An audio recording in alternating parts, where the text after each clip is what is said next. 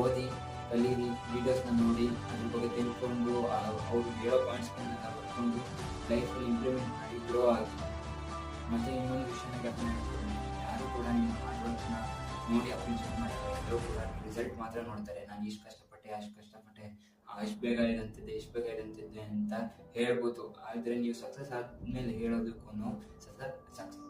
Success ಆಗೋಕ್ಕಿಂತ ಮುಂಚೆ ಹೇಳೋಕ್ಕೂ ತುಂಬ difference ಇದೆ. ನೀವು ಸಕ್ಸಸ್ ಆದಮೇಲೆ ಹೇಳಿದ್ರೆ ಇವ್ರು ಇಷ್ಟು ಕಷ್ಟಪಟ್ಟಿದ್ದಾರೆ, ಎಷ್ಟು ಕಷ್ಟಪಟ್ಟಿದ್ದಾರೆ ನೋಡಿ ಅಂತ ಜನ ನಿಮ್ಮ ಮಾತನ್ನು ಕೇಳ್ತಾರೆ. ಆದರೆ ಸಕ್ಸಸ್ ಆಗೋಕ್ಕಿಂತ ಮುಂಚೆನೇ ನೀವು ಈ ಮಾತುಗಳನ್ನ ಹೇಳ್ತಾ ಬಂದರೆ ಏನು ಯೂಸ್ ಆಯಿತು, ಇವನೇನಾರು ಅಚೀವ್ ಮಾಡೋದನ್ನ ವೇಸ್ಟ್ ತಾನೆ ಇವೆಲ್ಲ ಅಂತ ಮಾತಾಡ್ಕೊತಾರೆ ಅಥವಾ ಕೇಳಿಸ್ಕೊಳೋದೇ ಇಲ್ಲ.